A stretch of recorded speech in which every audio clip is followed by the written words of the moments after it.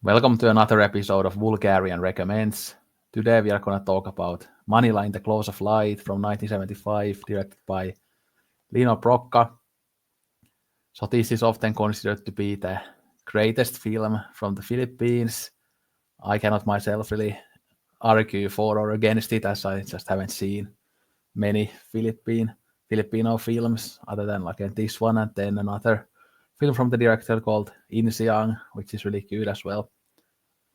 But this was my second time watching the film, and again, I loved it on my first watch, but now on my second watch, I loved it even more, and I ended up adding it to my favorites list because after the first watch, it was more of like a 5-star film that I didn't consider like a personal favorite, but I thought that it was a masterpiece. But now I think it's also a favorite.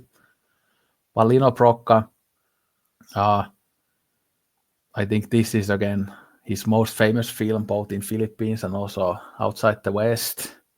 And he had a fairly prolific career. He died in a car accident in the early 90s when he was, I think, 52 or something like that.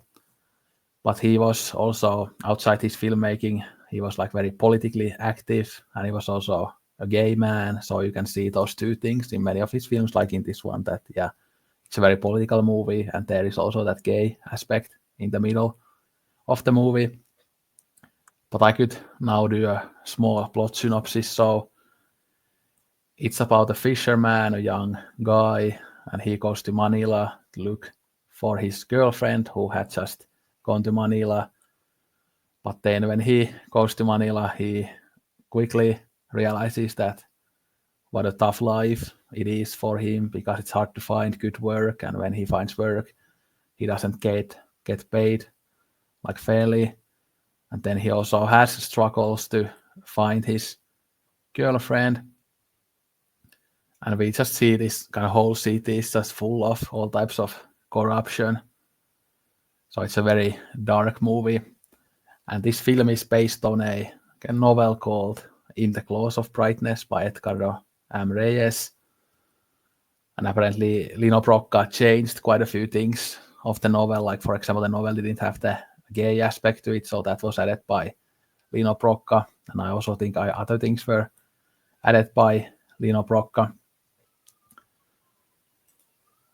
But yeah, I think this is an absolute masterpiece, and I wish that Lino Brocca's filmography was a bit more available, because it's kind of annoying that so many of his films are very difficult to see. Although I know that Solitary Ronin has talked about some of his other films too, so I think there are maybe some releases out there of some of his films from some labels, but many of his films aren't available at all, or maybe you can find like VHS quality prints online, but it's not that much fun to watch that type of awful quality prints, although I will search them out in the future unless there are better ways to watch them.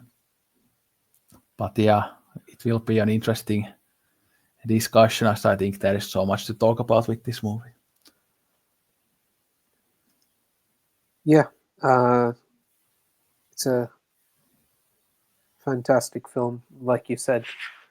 Uh, really interesting as well, I think, in the thing, in its structure, because it is not stylistically connected to the neo noir uh, genre, but I found that structurally it is a neo noir because it's all on this theme of an existential nightmare, and just the way the plot is structured, it is a neo noir structure, which what makes this film I found really great is that it's a very difficult, challenging subject matter. We're dealing with um, obviously all kinds of exploitation. Once again, exploitation being a theme in uh, noirs. So that kind of exploitation, corruption. The big city being a cesspool of certain elements. So it takes from that tradition, uh, but makes it a whole new and very interesting. And so what you have a film that's in equal parts really harrowing, like riveting, informative, and then but at the same time it's also entertaining. So it's like a film that I think because of that it becomes both accessible and both revelatory in trying to help people see that what it might look like. The other side of things, the other side of progress, or when we're looking at progress in certain parts of the world, we are totally blind to what that depends on. So, an absolutely fantastic movie. It's one, and I'm already keen to watch again. It is definitely it's one that's rewatchable, and there's a lot of interesting technique to be talked about, like you said as well. There's lots to talk about thematically, but I think technique, and I think it's edited in very interesting ways. It's shot in very interesting ways. So yeah, definitely looking forward to Yeah, talking about it. yeah, it really falls into that kind of 70s tradition of kind of dark and gritty. You could say it kind of reminds me a lot of some American films of that time, or the American style of filmmaking of that time. Like even I feel like there's a bit of Cassavetes here, although again Oh the yeah, yeah, cinematography and stuff is definitely more kind of sophisticated here, and because Cassavetes did that kind of intentionally made his film so ugly looking, but this doesn't really have that. But in terms of the emotional rawness and the characters and stuff like that, I think there is a bit of um Cassavetes and maybe even like Paul Schrader with like his film that's oh yeah, out on yeah, Indicator called Blue Collar. I think that's a bit oh similar yeah, yeah. to this, and it also explored the working class and their exploitation. Yeah. Yeah, what I really like about this film is that I haven't seen this very often, or at least it never felt that as pronounced to me as in this film, that you have a film operating on two levels at the same time. So the character's mindset and preoccupations and ideas and ideals and wishes and even fantasies are overlaid on top of the reality of what's going on. So, which works really well, but from the performance that's been provided by Rafael Rocco Jr. because he's like perfectly cast because he has this constant vacant look throughout the whole thing, and he's kind of there, and then he's in a way numb or in shock, but also preoccupied, and so the techniques of how it's shot wonderfully creates that complexity, and it's layered constantly. So it's like you're in a scene and then it just cuts at the shot of that store he's constantly hanging out outside of. And I thought that's just really cool because like every now and then we as people we have these obsessions and preoccupations, and they just constantly flash in and out as we are doing something, almost like, I guess this is something that did exist in Wild Strawberries as well, or that kind of going in and out, in and out, in and out, in and out. But it created such a nice both personal portrait, but then a societal portrait, and then the person within the society, and almost creating a portrait saying that that's not unique, but this is there are all these different preoccupations in this society and the different longings and wishes. So I think that creates such a dynamic world where you really get engrossed with everything that's going on, and you really feel you understand what's going on. Yeah, and while the kind of the style is for the most part quite again realistic in that gritty way, but then there is that bit of kind of fantasy element that comes through that longing, and when we kind of see the shots of him thinking about his girlfriend, and those have the kind of fantasy element to them, so it kind of has those small shades of fantasy in this otherwise realistic and gritty world. Yeah, absolutely. And it's like you can imagine, like you can really get in the skin of that character. You can imagine you can connect with the feelings, which is, yeah, if you're this, and then you're okay, you come from somewhere by the ocean or in all these, and then we can talk about whether how reliable uh, Julio is really is, or Julio really is, in terms of uh, what we are seeing as is his longing, subject of his longing. Like, is the subject of his longing real? Because there is that whole inconsistency between what he showing as his longing and then what some of the details we're learning about what was the situation where in the place where he comes from. So lots of interesting things there. Yeah, and again, people, if you are thinking whether you should watch this film or not, I think just if you're generally fan of 70s dark and gritty stuff, I think Yeah, this would be one to watch. And then if you are interested in political movies, I think this would be one. And then definitely if you are interested in kind of world cinema as a whole, like again, we often don't get films from the Philippines, so this is definitely one to watch if you want to get into that world and learn more about that. And I think, yeah, if you're just fan of many of those classic American filmmakers, I think you could get into this because it does feel American in certain ways, even though there's that own, it has that very strong cultural context there as well. yeah, absolutely. And if you like these kind of coming of age films of people in like a complex environment and reality, so in a way, while stylistically Edward Yang is very different, but if you like something like A Brighter Summer Day, you'll love this film as well, um, because of some of the themes there about modernizing, but even stories of coming to the city and all that. So when I was watching this film, it reminded me a lot of, again, it's a different film stylistically and all that, but Asphalt Jungle because of some of the themes. So if you even like those kinds of noirs, classic noirs, give this a try to see where the noir kind of elements and structure can be taken, and the interesting ways they can be used. I think you'll find that exploration rewarding.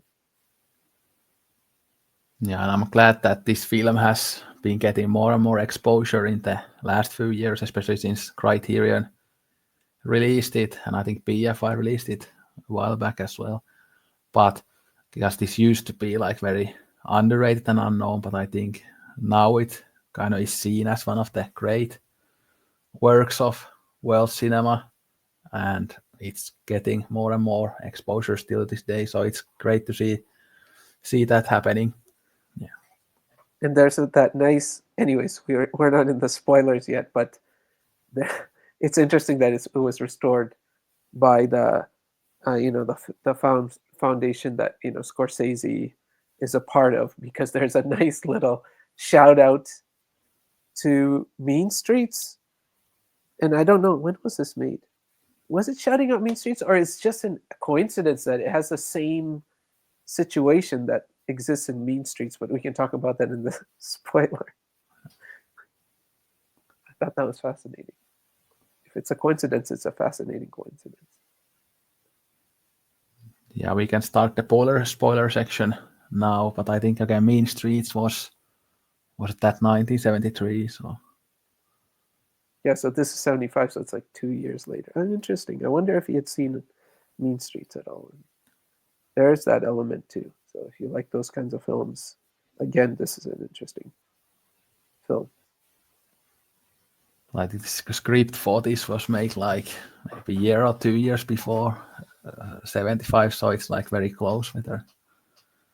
And we often find that, right? Like you'll find that films made in a similar time, even in different parts of the world, sometimes have thematic and even imagery connections, but they're never, it's not like there's no information that anyone ever saw the other or there was any connection. It just happens that people create the same sort of image. So we will, we can talk about that after. It's entirely a coincidence, which just reminded me of something in Mean Streets. I was like, oh, that's kind of cool. Um, Yeah, my memory of Mean Streets is so vague because I don't really like that movie. So, But yeah, okay. I mean, if we're going into yeah. spoilers, okay. But where he finds himself, I don't remember much of Mean Streets either. I had a roommate who was absolutely obsessed with that movie in like law school, and he was like, "Oh, you have to see it, you have to see it," and all this, and he would just talk about it nonstop. And so I watched it, and even at that time, it wasn't. I didn't connect with it that much. Um, Still need to see it, but I do remember the whole thing where he's describing these apartment blocks where they were built in a square, and then when you go in there, there's no escape. And he's telling De Niro's character saying that about that kind of situation where he finds himself in. And I may be wrong, but I remember that at the end, he gets once again caught in that kind of scenario, and there's no escape, and he's boxed in, and you see that imagery in the end of this film, which is very symbolic of what the situation is. But it reminded me of Mean Streets, of the character finding themselves in such a circumstance, and then the imagery of that person being caught in that. So I thought that was just reminded me of that. And I've seen some people also comparing this to Taxi Driver a little bit Oh because of yeah, it this has a like a taxi driver element. corrupt city, like a Yeah, character in a corrupt city and trying to exist there. So even though the characters are, I think, quite different. Yeah. yeah, and the obsession of saving.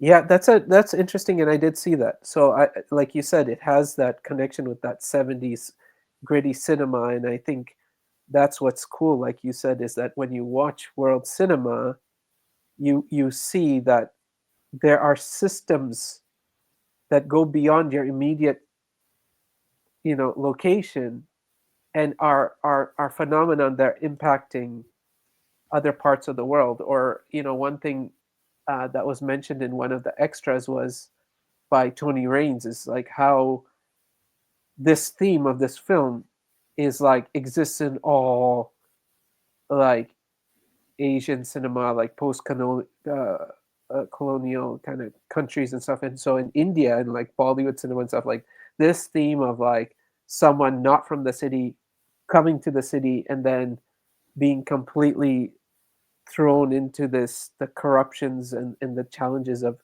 living in the city, and trying to make sense of it, and that affecting their even values or their well-being and all that, or even creating like a savior complex. It is a theme you'll see often in a lot of world cinema as well of that time. Yeah. Yeah, and you see it still to this day, but often it is in a more kind of light-hearted way that, yeah, a country girl comes to Yeah, exactly. city life and it might feel like, yeah, just doesn't know the customs in the city life and stuff, which is a bit more light-hearted than because this is just so dark and just absolutely corrupt. So, but it can be done in many ways. Yeah, but like you said, it is yeah, there's like two traditions there. One is the structure of the kind of noir film, but there's the in the style, there's so much with the connection of neorealism, right? Really showing in almost like a documentary style the plight of people coming to the city and trying to work in all these different kinds of exploitation. So I think that was that. Yeah, that really that stylistic choice is great. I think you really get to feel like you understand what the day to day is like, and why it's degrading and dehumanizing. So it has a lot to do with neorealism. It also connects with films like, I don't know, Rocco and his brothers, and stuff like that. Yeah, and this was of course shot in Manila, so it has that kind of, the city is like one of the characters type of vibe because the Yeah, city plays such a huge role here, and it kind of feels like a prison in a way when he's just going through the streets and from a corrupt place to another corrupt place. So, yeah. And I also like. I mean, I felt that it has religious. Of course, Philippines being a Catholic uh, country, or significant proportion is Catholic, and so there's that. I felt like there's the whole biblical element as well, because he's in this, like you said, the idealistic. He's almost like in Eden, and it's just him, and it's uh, yeah, it's him and Ligaya and in paradise, and then there's this fall from paradise, and the fall from paradise is the city, and that city is like absolute hell. It has every kind of um, corruption that can exist, every type of exploitation, but at the same time, every type of pleasure that could exist if you have, um, you know, the money to partake in them. Yeah, and it kind of shows that cycle of corruption, that when you exist in a corrupt place, it will also corrupt you. And then you, when you are corrupted, you will kind of make the place even more corrupted too. So it's kind of hard to escape corruption when corrupt people like feed into the corrupt system, and then the system makes the corrupt people even more corrupt. So how do you escape that? And of course, I think during this time when I was reading a bit on Wikipedia, Philippines was really like this to a large extent, that there was that kind of awful political situation in there. Again, I don't know anything about the history of Philippines, so I don't really want to comment that much on it. But yeah, this was very much about the Filipino society of that time. Yeah, yeah, absolutely. And just the whole cheapness of life. If you're coming from a certain circumstance, like there's not. Yeah, I think it's like, yeah, it's I think it's really nicely done, because by seeing the mini communities, it's like you see the relationships, and and the dignity, and then you're seeing the other side of how it's been being taken away, but the at least the resistance, but then also the different compromises that people just have to make, like they don't have a choice. And I think that is where you see a nice juxtaposition between, like, um, Julia's like preoccupations and obsessions, almost reflecting like his lack of understanding that this is now a world of compromises. So Tony Raines was like mentioning, like, when you're saying that the book was adapted and there were changes. So one of the changes was that apparently that Julia commits an act of violence, or even kills someone in the beginning. But for the film, Broca said this doesn't work, because you don't. That will push the audience away right away, and they won't be able to kind of invest in the character if they see his fall already, and then he's going through this morass, versus him. We see him it going deeper and deeper into this, and then it's slowly just corrupting him as well, and leaving him lost. Yeah, I think if it had that plot of the book, yeah, it definitely wouldn't have worked, because a big part of this movie that works so well is his character development from this kind of almost bit of an innocent type of character into more corrupt person, and it happens in stages. Obviously, when he stops the thief, he beats him up too badly, and then he's Mm. shocked himself that he did that, and then obviously when he kills the Chinese guy towards the end, and then he's hunted like a dog. Like that's kind of the full circle from that innocent back to, or not circle, but that full journey from innocent person to a murderer. But yeah, if he was a murderer at the beginning, yeah, those types of things wouldn't have any impact in the film. So. Yeah, you're right. You're right. And then it also created that inversion, right? That he's coming in, and in his world, it's very clear what a thief is, but by him attacking that thief and then having that reaction to his own violence against the thief was almost like his first starting of his awareness, where it's like, this is an inverted world. Like, I'm attacking someone who's desperate. I'm not attacking someone who's evil or calculated or interested in extracting things from someone else for their own gain. That's not what thievery is in this world. It's inverted. Thievery is actually desperation. Thievery is someone having to do something because they just have no choice but to engage in that. There's no other way that they can survive or deal with the harshness of the reality. Um, so, and then him, you're right, that then it's like it's flipped because he finds himself at the other end of that, and he's the same way. The situations has made him. He's not a killer.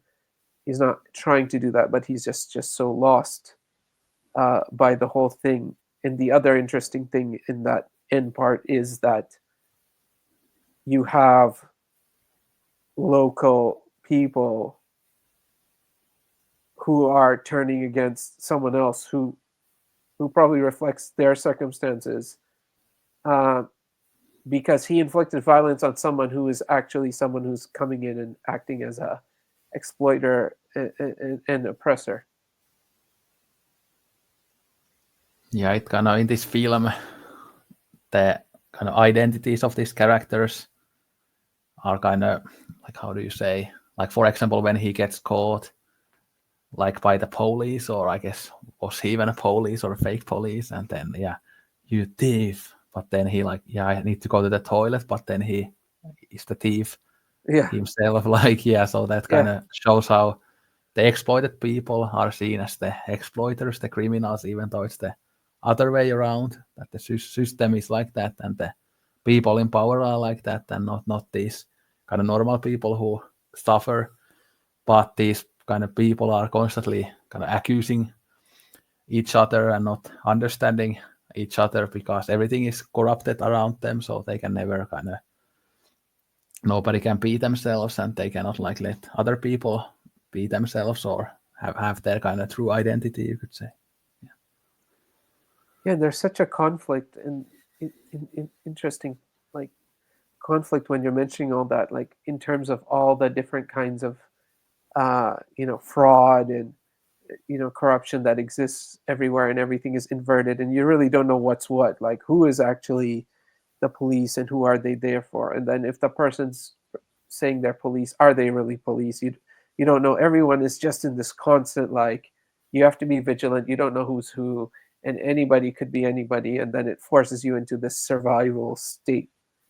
And the other interesting thing is that people who are at the same time exploiting and then upset about exploitation. So it's like his friend, right? Who was this friend of his? Uh, his name Paul. Right? Was it Paul? Yeah, I think it was Paul. So he's upset about um, Perla, right? He's upset about Perla now being sold into prostitution. And then later on, he's trying to cheer up Julio, and he's saying, "Oh, let's go to see some girls. It's only like 6 peso. Like, we'll have some fun. Like, right." And it was very interesting because it's showing this dissonance, and not even dissonance, but this how people in morality now can move this way or that way. It's like this very fluid moral situation because they're you have to both exist in the world, you have to provide for your needs, but then you're also oppressed by it. So you're personally affected by it. Like, he wanted, to date Perla and have a relationship with her, and so he is so upset that because of her loss, she is now being sold into the system, and upset at himself. But then at the next moment doesn't think twice about saying, well, we need to blow off some steam. So that situation where you're just helpless, like you're both oppressed and you're affected by all the oppression, and people around you are affected by oppression, and you're angry about that, but then to meet your own needs because you're so deprived, uh, you will also participate in it, and then you'll go in and out. And so that kind of uh, what's up, what's down, what's left, what's right, and that kind of disorientation of this world is really powerfully portrayed in this film.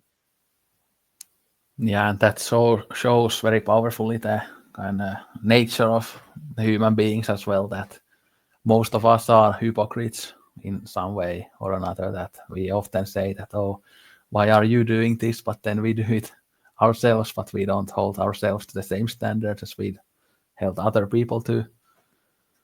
And yeah, it's just like, yeah, I've met so many people like that, and I think all of us again have that element to us. But of course, in a world like this, it's kind of multiplied in a way how it manifests. But that kind of is still relating to even our world today. And of course, even though the world has developed a lot, but still many of these issues persist today, like how people have to again start like going into sex work and stuff just because they cannot get good pay or they cannot get any other work, and that still happens today. And even though they are just trying to exist, the society will look down on you even though you just want to make money and eat food and have a place over your head. Yeah. Yeah, and there was this really interesting thing that Tony Rain says in the extras, that he said that um, Broca bringing in the male prostitution element, that world where he enters, well, he enters into the gay world, like you said, right? And he was saying that one of the reasons for doing that, which wasn't in the book, is so that to create an empathy between him and Ligaya, because Ligaya's been sold into this exploitative sex work system, and he knows nothing about that. So that aspect, also to introduce another world, no doubt, like what you're saying, that to bring in those elements as well to inform his experience, and in a world apparently, obviously, he knew firsthand as well, from what I understand. So he, by participating in it, um, it creates these two things. One is the awareness, and the other is to create that empathy between male and female, and equating uh, exploitation experiences, which I think that's very, very unique. There are not very many filmmakers and films that are that invested in uh, parallel experiences to create greater empathy between, male and female characters. Yeah, that's a good point. I didn't think about that, but I mean, I guess the film is like overall also very kind of intersectional in the way it has that class analysis, but then it has that the sex workers as well, and gays and women. So it kind of shows all types of different exploitation in that way as well. So yeah, but a very powerful method to create that empathy. Yeah. And I think like the most tragic, because this has such a, it is a very tragic film, right? Because it has quite a tragic arc, right? It starts with this. He's okay, and I forgot to mention that earlier. Is what I said I'd mention it here. Is that you have this imagery that we see of paradise, almost like, oh, him and Ligaya at the beach and hanging out and young love and all that. And then at the same time, when he was describing his experiences, where he comes from, he was talking about his parents dying when he's young, him living with, I guess, an aunt or uncle, the uncle being an alcoholic and abusing and all that. So you can already see that it's not necessarily that it's paradise outside of the city. Obviously, there are issues that push people to want to leave, or if they remain there, they have to deal with some issues there as well. But it's that that young love creating a sense of idealism and paradise in him, thinking, oh, everything will be fine as long as I'm with that girl, and that girl leaving, and then him being obsessed with first that savior complex. I'm going to go and save her from this exploitative system. But his obsession with that made him close minded as to understanding what that system is and what is possible and what is not possible. And it's like structured where he almost has teachers or people who are trying to open his eyes. Like he has a coworker who becomes a friend who's trying to put him on to kind of forget and start thinking about himself or thinking about other job opportunities. You have one who's getting an education while he's working and clearly seeing that if you keep staying in this manual labor and you partake in all this, you're not going to kind of be able to resolve. You even have Paul and everyone in a certain way is trying to bring him out of his preoccupations and obsession with solving this. And then he gets his object of his preoccupation and obsession, and then he ends up turning it into a fatal situation because he believes that you can escape this thing, but he's wrong. At least that's what the film's events are kind of showing us. Yeah, it feels like he's kind of like based on what you said, like an idealistic character in a dark and gritty world that is the complete opposite of any type of idealism. So that type of character cannot survive in this type of world. But then we see these other characters who kind of understand the world better, and they can maybe hustle their way out of the poverty into something better. Like, for example, the male sex worker that he meets and where he goes, like he has kind of learned how to benefit from the system and make his life better and kind of enjoy it in a way, even though like there's lots of exploitation in his life as well.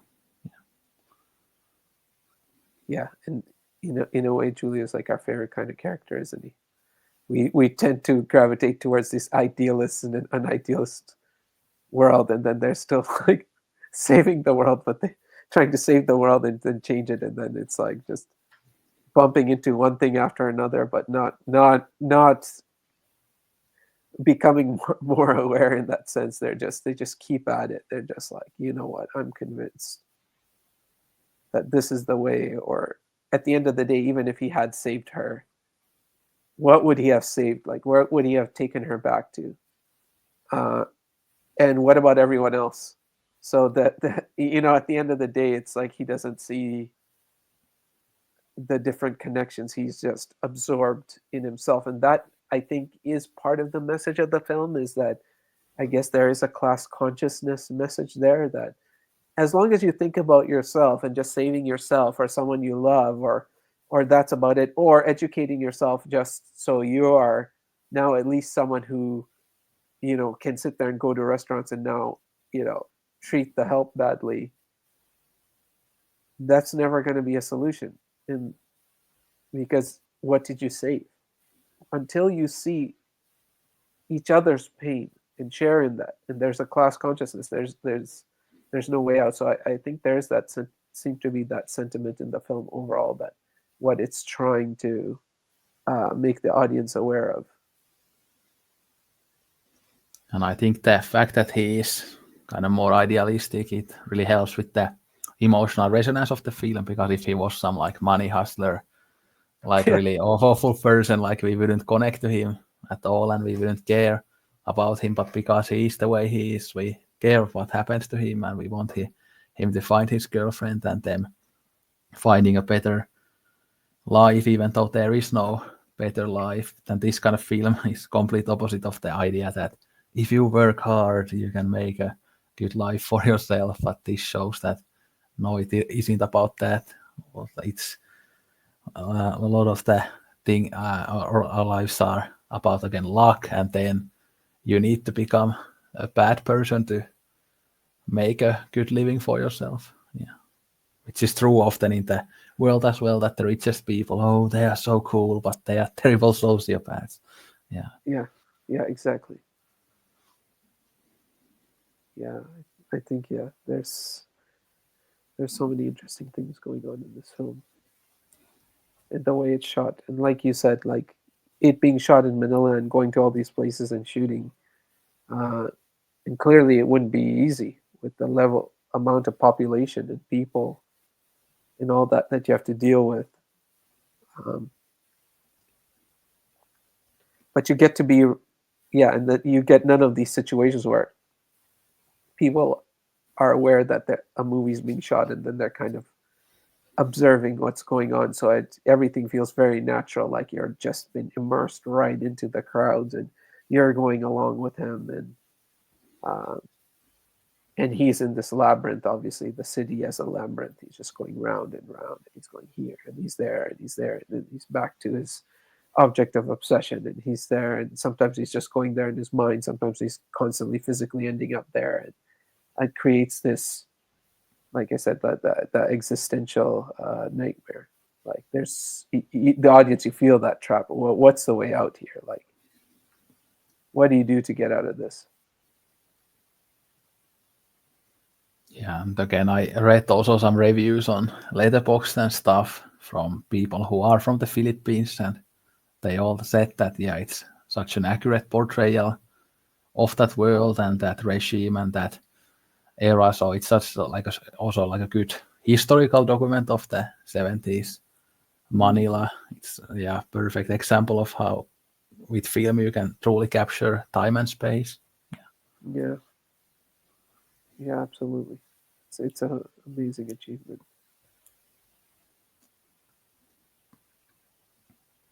And I think again the main character Julio, like this was his first acting role in film, and Yeah, he does such a good job. And of course, we kind of compare this to neorealism a bit, but obviously neorealism, one of the characteristics was that they used like non-professional actors or actors who didn't have much of a career before that. So this kind of has that too. yeah, and his portrayal reminded me, like the style of the portrayal in a way reminded me a little bit of Il Posto as well, because he has to go around with this almost innocent but vacant, but also bewildered thing. I mean, this is more intense than the Posto, but like this, yeah, this just perfect casting and perfect portrayal. Like that's exactly what was needed to create that effect, and with this world kind of happening around him.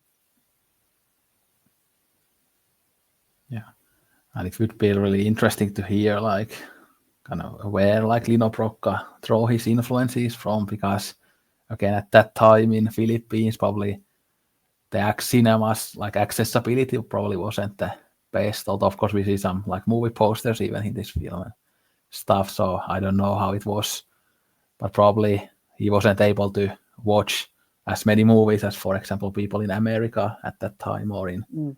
some of the big European countries. So I wonder how much of this is just kind of his own style and how much of it just comes from lots of the things that we mentioned earlier. Yeah, yeah, exactly. I think he was aware of. I think he was a fan of noir films. I think Tony Raines did mention that. So I think he was a fan of these American noirs. So he did have access to that. So and Philippines being culturally, I mean, because of the whole history with the American occupation and all that. So I think there was lots of American culture being available or being exported to the Philippines or being there. So I think they American films is probably ones he did see, but my understanding is that some of the melodramatic elements are kind of coming from um, mainstream Filipino cinema that he was also a participant in, which makes sense. Like in some ways, its sensibility and style reminded me of many films that are more realistic or a little more gritty that were made in India as well, or in Bollywood, but a little bit more on the artistic side. But I think obviously this film pushes it uh, even further. But some of these stories about exploit life on the streets, like the the underbelly of the cities, and of the poor and exploited people, and even in these worlds of being like sold into prostitution and all that kind of stuff. Like, I mean, that exists in Indian cinema as well, and so it had similarities of how. And once again, I think it's a sensibility because audiences want that form of a little bit more melodrama, and even in some ways a bit of entertainment in a sense, uh, with their messaging. So I think I could see him walking that line, but I think that's what is brilliant because it's you get more people in this way. Like, you get the art house and people who want to see that side, and then there are people who are like, okay, let's see a different kind of story a little bit, and that way you get more people who will actually see it and think about the film, which is I think is fantastic. I think a perfect double bill with this one would be Show the Bailiff, because it also Oh yeah, has that kind of family getting separated, and then woman going into prostitution, and then they kind of reconnect in the end. But yeah, yeah, so there's lots of actually similarities. I can't believe that I didn't figure it out earlier, but yeah. yeah. You're right, and in a way, Mizoguchi we don't really think about, but his films are actually very gritty. So even Life of Oharu, you're right, Sancho the Bailiff would be perfect because Mizoguchi does bring that grit into his films. He's not polishing. He doesn't create polished. He creates that grittiness in that, especially in these few films. So you're right. It would be great to watch with Sancho. And his films also have that kind of full-on misery type of thing, like this one, that it's just all miserable from the fact there is not many kind of Yeah, yeah, moments of hope there. yeah. And the other Lino Brocca film I've seen, Insiang, that I think came year after this, like that's also very dark and similarly kind of miserable as these ones. Yeah, I'm looking forward to seeing that one. I think it's in the Scorsese set, the Criterion one, but not these two. I think it's in either in 2 or 3. I don't have those. And I think I think it's on the channel. the PFI release, I think it was like a double pack of Insiang and Manila in the Close of Light. Yeah. I think that's out of print now, though, right? Yeah, probably. And I think it might have like a earlier, or it has to have the same restoration, because the restoration was, I think, already 2013 or something. Yeah. No, so like you said, it's great that these films are available. They're even on the Criterion channel, so you can stream them if you want. So it's nice that at least these two of his films are very accessible. But yeah, more films would be interesting. More Filipino films would also be interesting. Like you said, I know Ronan has been getting quite a few Filipino films as well. And I've mentioned it in many of my videos, but one of my most anticipated films is Lino Brocca's Macho Dancer, which isn't actually available. There is only like VHS quality copies of it Okay. online, but that came out like towards the end of his career. So that Okay. hasn't been restored. I think when I was again reading on Wikipedia about Lino Brocca, there was some like museum that has the 35mm print for the Macho Whoa. Dancer. So maybe it is like, maybe somebody can like restore it in the future, but obviously these types of films, many people are kind of looking to restore them, unfortunately. So, Maybe you should email Second Run. That seems like something that would fit really well with kind of their growing Asian catalog as well, with like rare Asian films. even Deaf Crocodile or whatever like this. But Deaf Crocodile does more fantasy, right? They do this kind of Eastern European fantasy. Yeah, but they did even Funeral Parade of Roses and stuff. Yeah, that's true. That's true. But yeah, I think because some of the Second Run has also done things like Mysterious Object at Noon and stuff. Some of the things that are done by the Scorsese, that World Cinema Project. So like, so I don't know. I think it's like Second Run could be something if they have the access. I mean, they were able to bring Simon Liang when like there was no Simon Liang kind of really, and then they were able to talk to him and bring his film too. So who knows? Yeah, but it would be great. It'd be fantastic, like you said. It would be great to have that film. But I think we can start wrapping this chat up. Interesting discussion and a great movie that I will certainly watch many times in the future. It's definitely not one that you put on all the time because it's so miserable and stuff, but probably like every few years you can watch this and be blown away. Oh yeah, yeah, for sure. And yeah, definitely people watch it if you haven't already, but I mean, if you are at this point in the conversation, you probably haven't. Or probably have seen it, so yeah. But then we have to, again, mention the next two films that we are going to talk about. So they are these two, Lee Chang-dong's Burning and Nagisa Oshima's Death by Hanging, two of my favorites. Although with Burning, it has been, again, I saw it in the cinema when it came out, so such a long time, so who knows if I like it as much anymore as I did then, because my taste was so different back then. But yeah, we'll see what I think of it too now, again, whether I will love it as much or not. Yeah, looking forward to seeing these. And also, I was going to mention about these things also that from now on, I'm gonna like put the schedule also in the podcast videos again, like I used to, so people can see it in the like description and they like what the schedule will be. So that would be good. I don't know why I haven't been doing it recently. So, and also I have had it on my like channel page where there's the information for my channel. I have had the schedule there for a while, but now I'm gonna add it to the comments as well, so, or the description. Now you're going to schedule us in for the next year. Yeah, I'm not planning to do that much, but maybe like 2 or 3 cycles ahead at most. So. Because I actually don't know yet what I'm gonna recommend at these days. So. Yeah, I have like a list of films that are possible, but I'm not quite sure yet.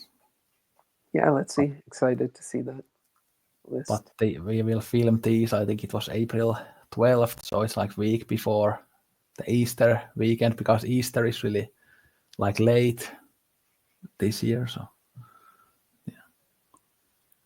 yeah, that sounds good. We'll be here. Back to Japanese cinema. It's always weird when we do a cycle where there is no Japanese cinema. Yeah. But the next several cycles, we probably have at least one Japanese film each cycle. So, yeah. Yeah, sounds good. But yeah, anyway, thanks for watching. Let us know your thoughts. Don't drink Coke at all. Sayonara and arigato gozaimashita.